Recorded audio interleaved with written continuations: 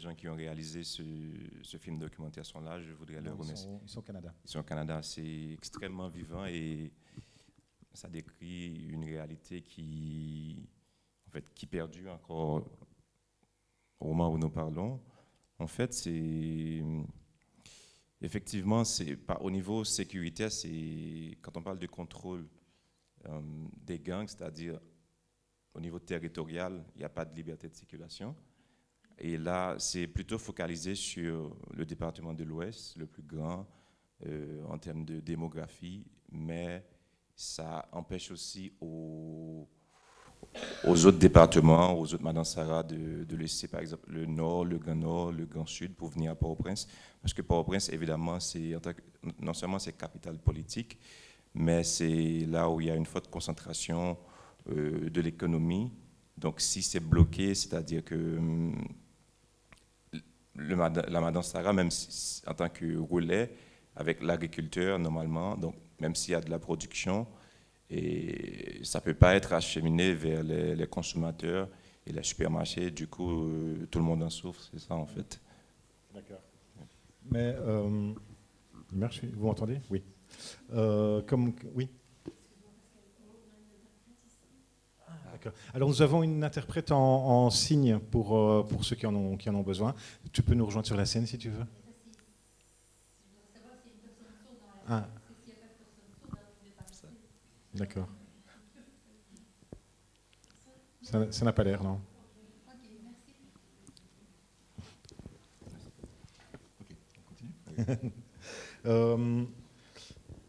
Donc oui, on disait, mais la situation est aussi fort contrastée. Donc on parle aussi des régions, et Julie nous en parlera parce qu'en fait, ces activités sont tout à fait dans une autre région, donc du côté de Anse-à-Prince, pour ceux qui connaissent, comment? Anse-à-Pitre, excusez-moi, qui est à la frontière en fait avec la République dominicaine, où là, par exemple, il n'y a pas de problème, on va dire, sécuritaire au départ. Donc c'est quand même une situation contrastée, mais comment dire,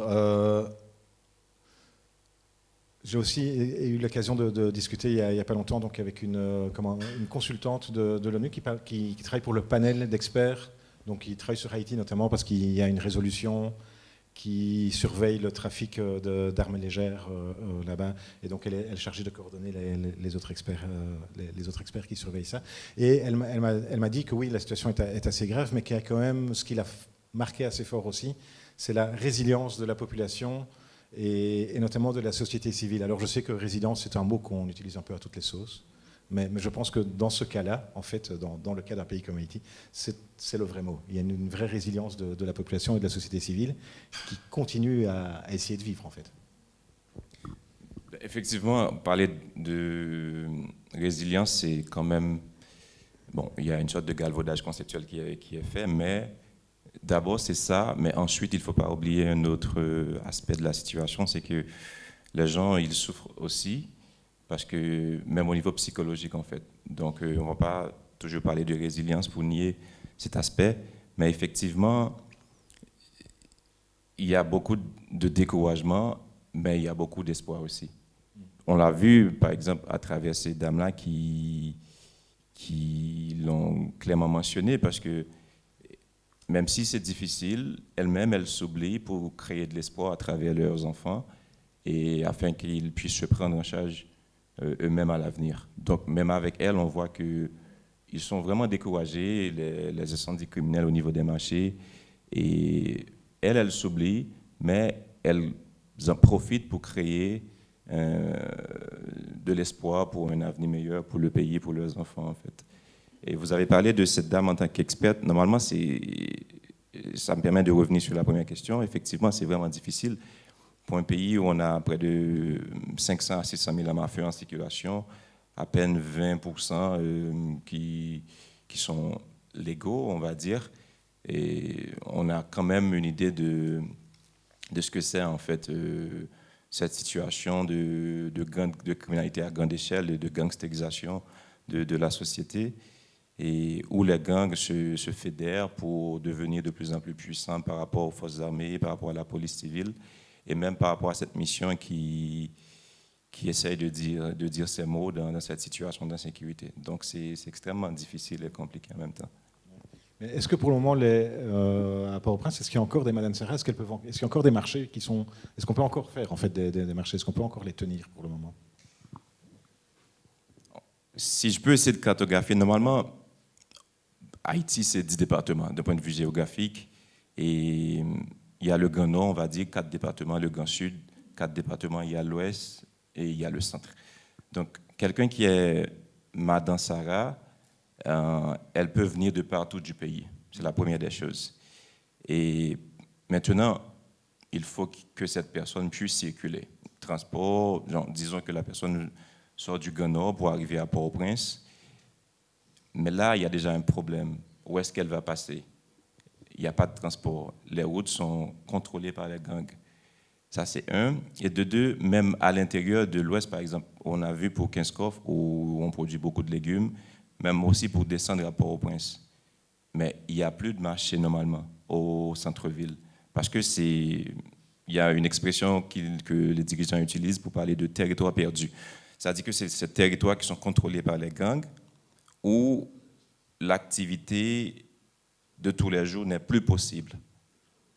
Donc, s'il n'y a plus d'activité et les gens, au niveau de sécurité physique, ils ne vont pas se déplacer. Donc, c'est vraiment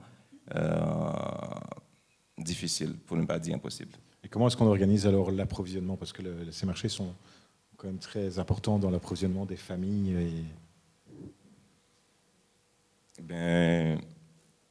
Ça se fait un peu, mais pour ce que cela représentait et ce que cela symbolisait, c'est quand même compliqué.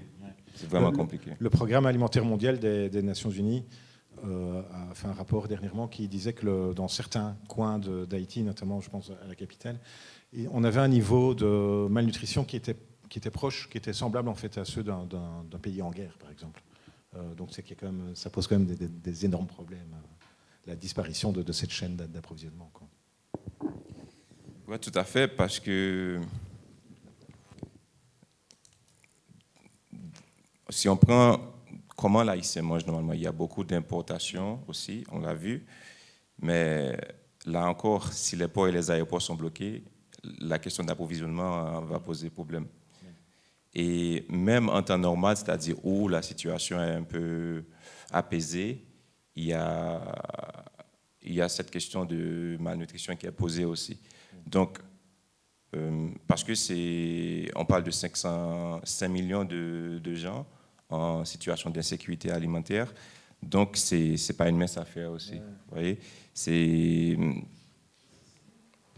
ça s'est dégénéré à cause des conflits, à cause de la violence des gangs, mais même avant ça, c'était un peu compliqué, mais c'est devenu de plus en plus difficile. Alors on va changer de paysage, on va aller à Anse-à-Pitre avec Julie.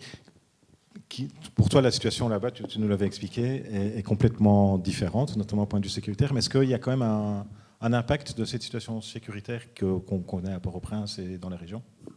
Oui, tout à fait, parce qu'en Haïti, c'est un pays très centralisé, donc toutes les denrées alimentaires ou les produits matériels de construction viennent de Port-au-Prince, donc on a été directement impacté à une période. Et là encore actuellement, surtout que maintenant, on avait réussi un peu à contrecarrer, les Haïtiens de la région d'Anse-à-Pitre, je ne fais pas partie du on évidemment, arriver à trouver d'autres moyens via la frontière, parce qu'on est vraiment avec la frontière dominicaine. Mais il y a d'autres aspects maintenant qui rentrent en jeu. C'est depuis quelques temps maintenant, la République dominicaine a construit un mur pour séparer Haïti de la République dominicaine. Et vraiment, les passages de frontières sont devenus très compliqués, même au niveau commercial. Et donc, pendant toute une période où Port-au-Prince bloquait la circulation de toute denrée, tout matériel, par exemple, Anse-à-Pitre pouvait communiquer avec la République dominicaine. Maintenant, ça devient vraiment compliqué aussi à ce niveau-là. On a fait une émission radio là, il y a 2-3 jours où tu disais qu'on parlait de résilience là, il y a quelques minutes. Tu disais que par contre, tu avais remarqué que c'était une région où il y avait avant très peu de culture et que maintenant, justement, les gens, pour résoudre ce problème, commençaient à beaucoup cultiver. Oui, tout à fait. Là, sur quelques mois, Donc là, j'en reviens, en fait, j'étais en novembre. C'est impressionnant de voir la quantité de petits lopins de terre qui étaient vides et qu'en fait, maintenant, ils cultivent partout parce qu'en fait, ils se rendent compte qu'ils ne peuvent pas plus faire autrement, en tout cas où on est. Et donc, c'est chouette de voir vraiment, du coup, comme on dit en Haïti, ils mettent tête ensemble, ils se mettent ensemble pour pouvoir survivre, en fait. Et est-ce que les gens, parce que c'est assez éloigné de Pointe-à-Pitre, en Sapite, oui, soit. En Sapite. Oui. Est-ce qu'ils en parlaient? Est-ce que c'est un sujet de préoccupation, ce gang, cette situation sécuritaire? Ben, je rejoins ce que tu disais tout à l'heure au niveau psychologique, oui, vraiment, ils en parlent beaucoup. C'est une angoisse, même si clairement ils ne vivent pas directement, mais se dire jusqu'où ça va aller cette situation. Oui, tout à fait. Bon, je vais arrêter de parler, je vais vous donner la parole à vous. Si vous avez des questions à poser, des remarques à faire, je passe avec le micro. Donc, qui commence? Personne? Sinon, je continue. Monsieur.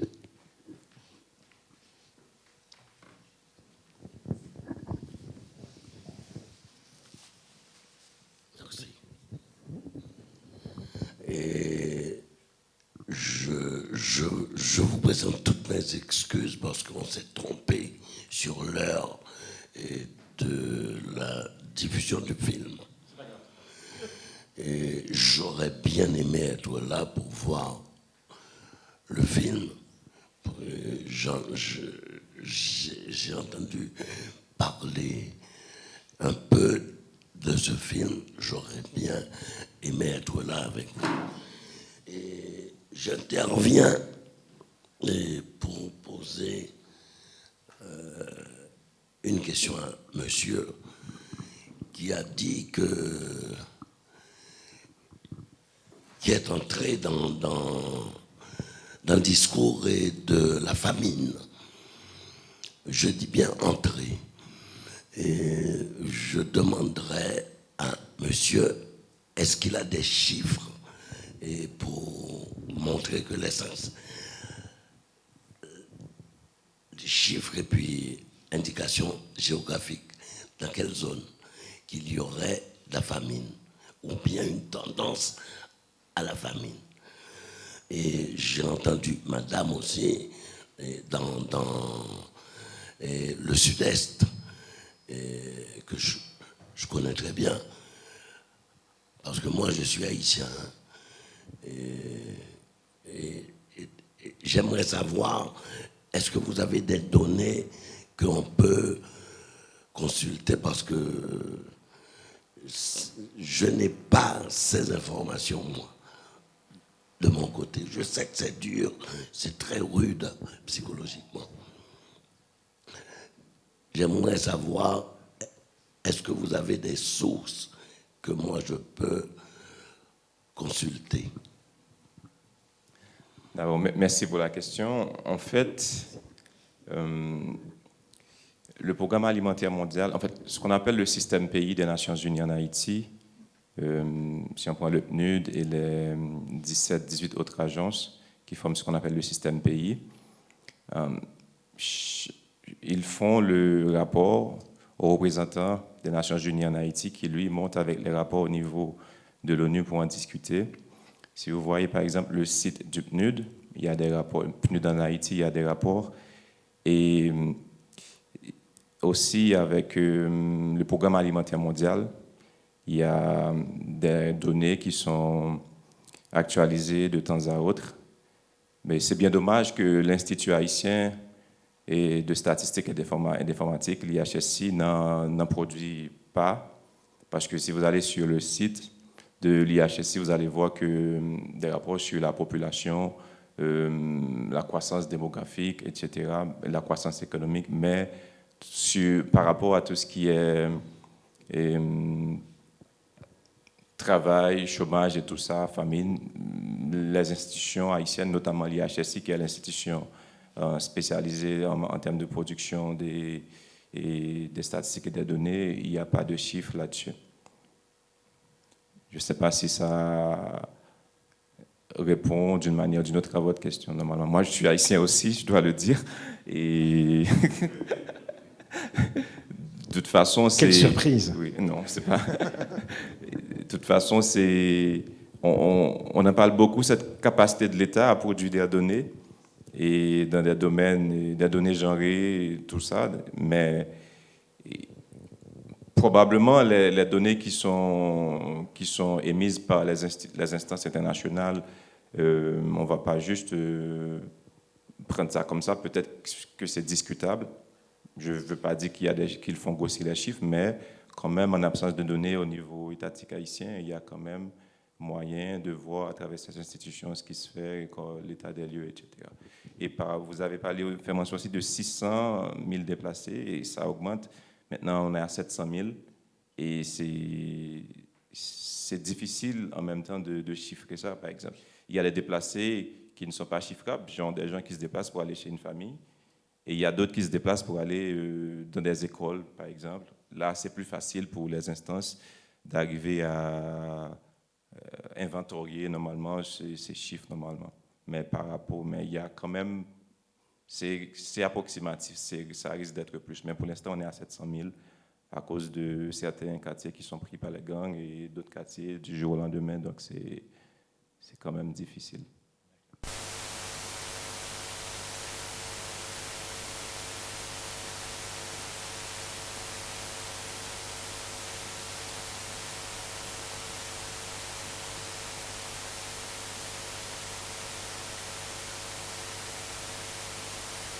Moi, j'observe à Anse-à-Pitre même, vraiment, vous disiez que vous n'avez pas les mêmes données que moi, mais peut-être que dans les autres villes, c'est différent. Ça, évidemment, je parle vraiment de Anse-à-Pitre.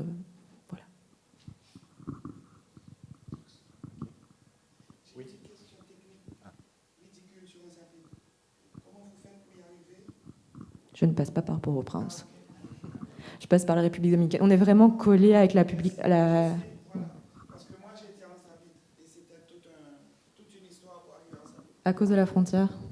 Oui, c'était 12 heures de route, mauvaise route pour arriver à Anse-à-Pitre. Donc c'était vraiment tout un passage. Quand vous me dites que vous partez chaque 3 mois, dans ma tête, vraiment, vous êtes une bonne héroïne. Et on passe pas par ce chemin normal que l'on fait, parce qu'il est dangereux, il est en plus long et compliqué. Donc, passer par...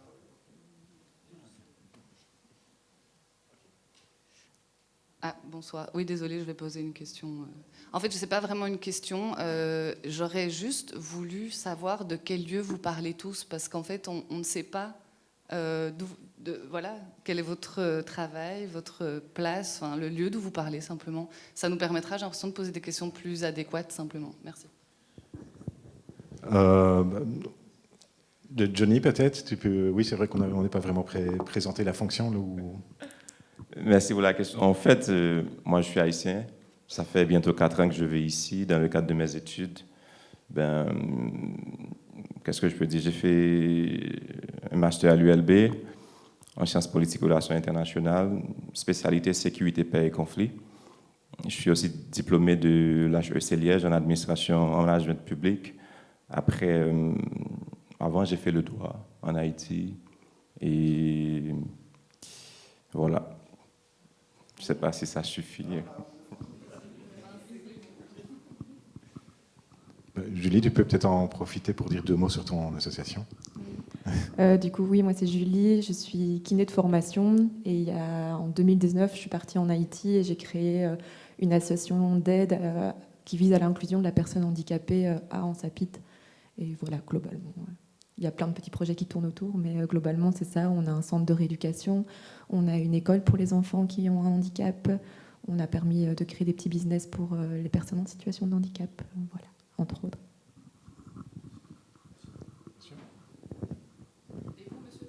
Ah oui, moi je suis juste membre de l'association qui organise... Et vous pouvez dire un mot sur cette association? Ah oui, si vous voulez, oui. Donc c'est le CIRES. Donc c'est une association qui existe ici à Bruxelles, mais pas seulement, depuis 62 ans.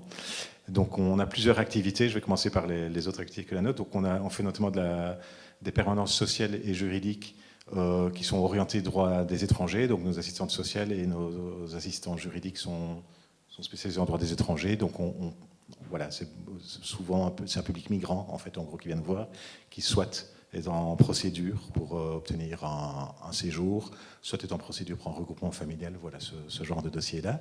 On a des centres de formation professionnelle, d'insertion socio-professionnelle, on en a plusieurs à Bruxelles. Et alors nous sommes le service d'éducation permanente.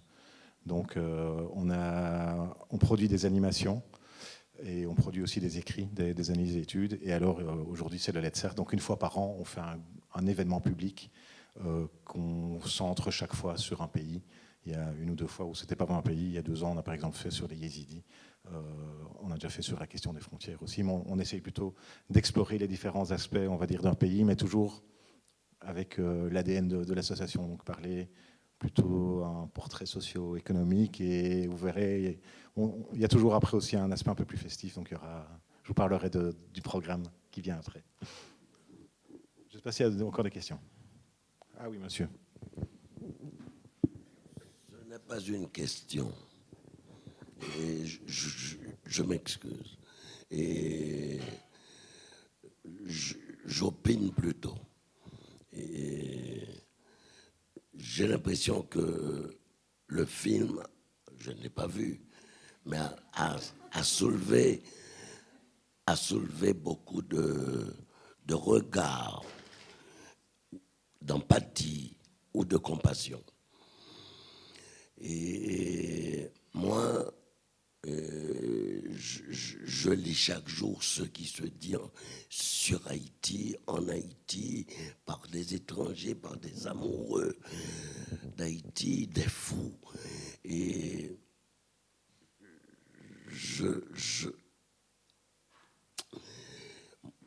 moi, je suis plutôt un bricoleur de l'existence. Et je pense que, en tant que tel, j'ai un regard, et non pas de compassion,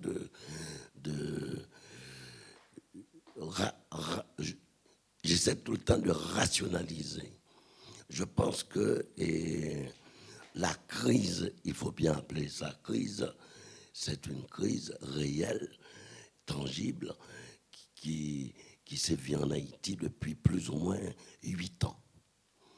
Et certains pensent que c'est depuis 2 ans, mais c'est depuis 8 ans que ça a commencé à s'envenimer. Je pense que, et j'ai senti que dans le film, il y a peut-être eu ça dit directement ou indirectement, mais j'ai senti ça dans votre parole, et qu'il y a quand même un lieu d'espérance. Il y a quand même ce lieu d'espérance qui est un lieu commun en Haïti depuis 1804, depuis le 18 novembre 1803. Ce lieu d'espérance existe, que Haïti se débat, se bat, et construit, déconstruit, rêve, invente, crée. Et j'ai senti que, à travers toute cette crise qu'on traverse, qui est dégueulasse, moi j'écris beaucoup sur le pays, donc je sens que chaque fois, il y a quand même un espoir fou que ce pays va s'en sortir. Mais pour qu'il s'en sorte, je ne peux pas le dire sans pleurer. Pour qu'il s'en sorte, il faut aller en deçà de nous-mêmes, ou au-delà de nous-mêmes. Et il faut non pas se mettre ensemble dans un truc de christianisme judéo-chrétien, mais il faut s'assumer en tant que peuple. Il faut se reprendre et se dire que nous pouvons. Et ce nous pouvons, c'est pas, ça ne doit pas être une phraséologie. C'est-à-dire, il faut accepter que l'autre est différent de moi, l'autre voit différemment, mais on doit voir la même chose. Haïti. Quand est-ce que des films comme Madame Sarah nous permettront de prendre en main ce pays. Vous rejoignez un peu voilà, la dernière partie que je voulais donner un peu à cette intervention, c'est de dire, dans la communauté internationale et surtout ici du côté occidental, il y a une espèce de folklorisation, on va dire, de la misère haïtienne. On a l'impression que c'est un pays, voilà, qui est naturellement en faillite, qui est toujours, c'est un pays de malheur, on va dire, en gros. Quand c'est pas la situation politique sur place c'est les catastrophes naturelles. On a vraiment cette image-là d'Haïti. Moi, depuis que je suis tout petit, chaque fois que j'ai entendu parler d'Haïti, c'est à cause de malheur. Mais est-ce qu'il y a des sources d'espoir et quelles sont-elles?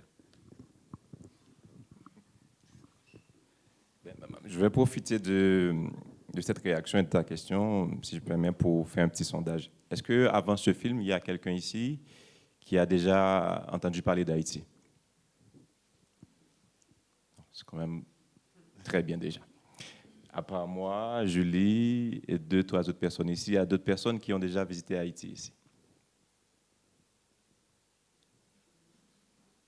OK.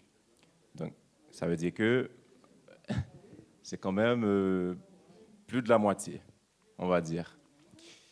Et donc, ça me met à l'aise dans tous les cas. Parce que je n'aurais pas aimé parler d'un lieu, d'un pays qui est méconnu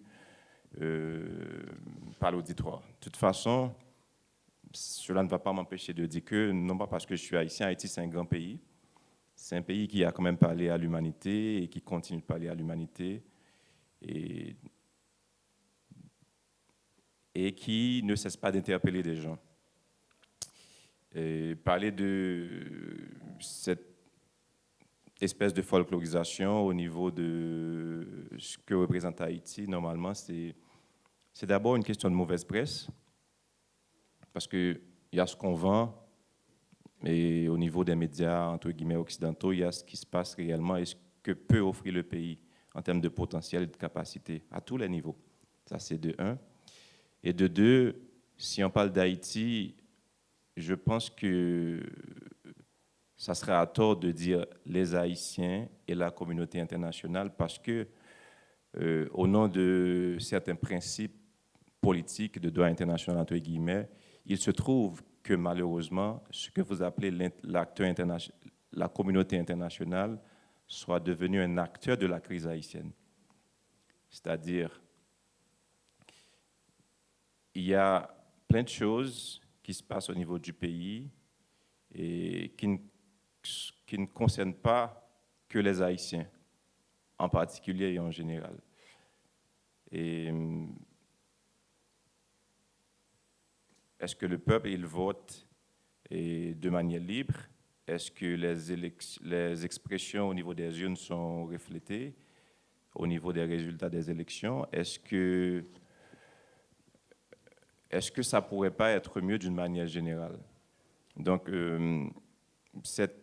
dans cette logique d'entraide et de collaboration d'une communauté internationale à un pays qui souffre, il y a quand même lieu et moyen de repenser les choses et d'aller dans une autre perspective.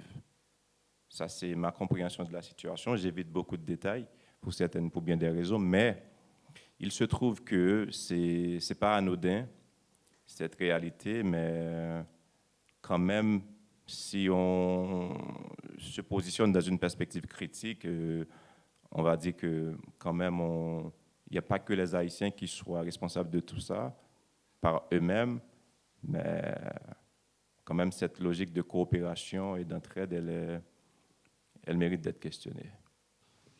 Voilà.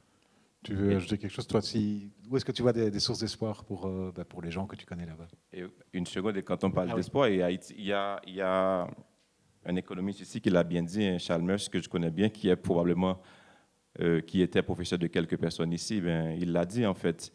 Au niveau du pays, il y a quand même 4 forces qu'il faut considérer. C'est vraiment bien ce qu'il a dit. Il a parlé de la jeunesse, des paysans et des femmes, des artistes. Donc là, on parle j'ai parlé de potentiel et j'en profite pour saluer quelqu'un qui vient de Montréal, qui est là, Madame Ledan, et qui d'ailleurs demain fait une ventinature à l'ambassade d'Haïti ici au niveau d'un ouvrage qui s'appelle Veuve Vaudou Haïti. Donc ça me permet de dire que, en fait, ce pays, il a un fort potentiel. Et au niveau de l'international, la dimension artistique, la production littéraire, elle est vraiment extraordinaire. C'est un pays riche en termes de capacité à ce niveau. Donc, en fait, cet élément ou ce vecteur, c'est quand même très considérable. Et pour ceux et celles ici qui n'ont pas encore entendu parler d'Haïti, ou qui, même au niveau de l'Internet, à travers Google, juste un petit clic, il y a des choses extraordinaires à savoir sur ce pays, au niveau historique, culturel, artistique, et même en termes de lutte pour les droits humains par rapport à ce que ce pays a fait, c'est extraordinaire. Donc, il ne faut pas voir mon costume d'haïtien, mais c'est juste que c'est un pays vraiment qui a parlé à l'humanité, qui continue de parler à l'humanité, qui mérite quand même qu'on ait un regard assez, on va dire, responsable et destitué dans une perspective de décolonialité pour prendre ce pays pour ce qu'il est vraiment. Voilà.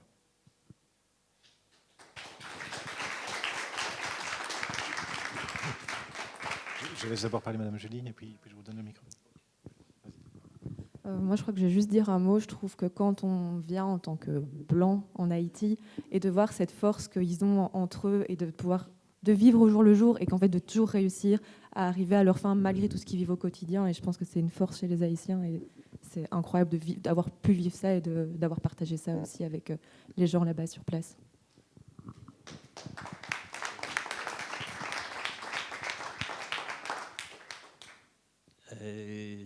J'ai voulu d'abord remercier CIRES d'avoir pensé à cet événement où on met Haïti en lumière.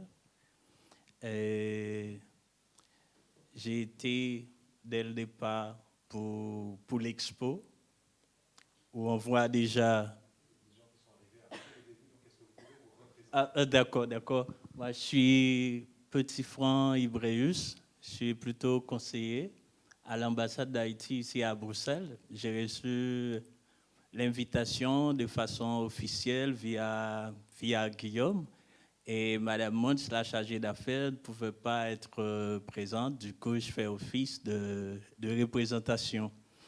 J'ai voulu d'abord commencer avec l'expo qui parle un peu d'Haïti pour arriver à la projection du film Madame Sarah. J'ai eu la chance de parler, que ce soit avec Julie, puis Guillaume, où, dans un premier temps, Guillaume nous montre une photo qui parle de Port-au-Prince, et Julie avec l'association ou l'organisation Foyer l'Espoir, qui se trouve du côté de Anse-à-Pitre, Port-au-Prince, Anse-à-Pitre.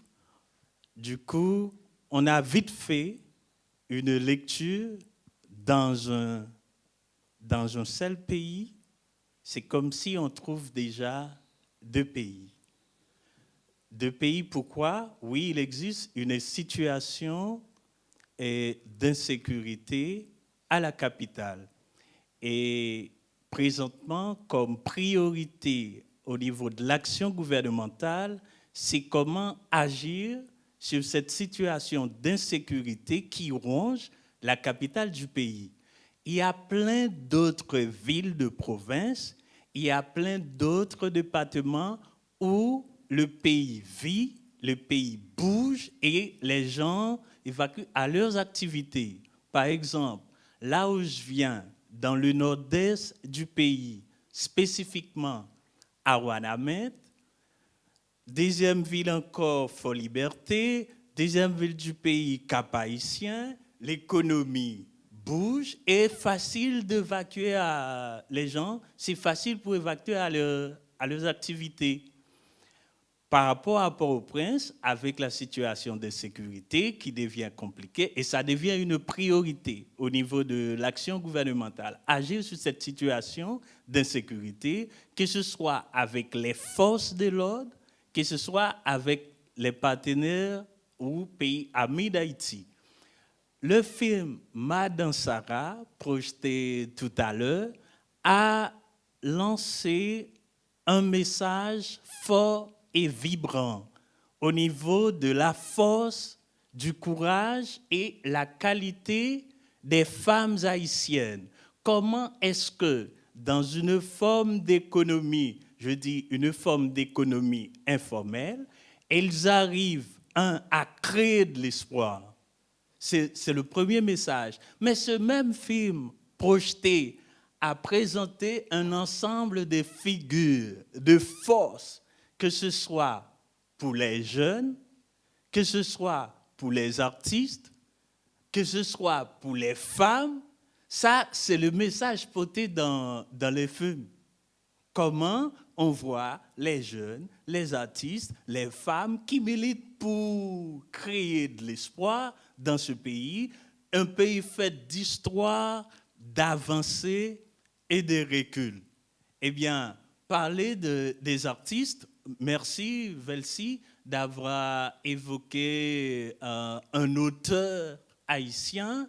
Déjà, dans l'expo, je contemplais un tableau où il y a un signe en termes de vévé en lien avec le vaudou haïtien. Eh bien, je dis, OK, ce n'était pas mon but au niveau de cette intervention, mais c'est pour parler également de la force de ce pays par rapport à nos artistes, par rapport aux auteurs. Eh bien, demain, on aura encore une autre facette du pays avec un auteur haïtien où on projette, on va présenter un livre à l'ambassade qui parle de Haïti, vévé, vaudou. Et l'expo, là je prends la place de l'organisateur.